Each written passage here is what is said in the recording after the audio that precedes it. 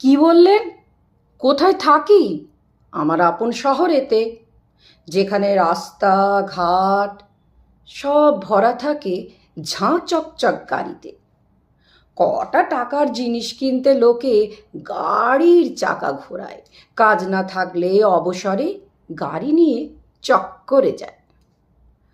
আমি তো বসি গাড়ির ভিতর, ধোঁয়া মোটে লাগে না নাকি। বাইরে বেরোলে নাকখানি ঢাকি আধুনিক মাস্কে। ঘরের ভেতর পিউরিফায়ার চালাই সর্বক্ষণ।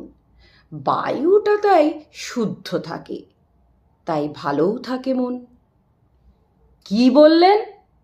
বাকি লোক যারা ঘুরে ঘুরে কাজ করে? দূর মশাই, এত ভাবতে গেলে সংসার কি আর চলে? তবে আমি কিন্তু দেশের আবার স্বতন্ত্র নাগরিক।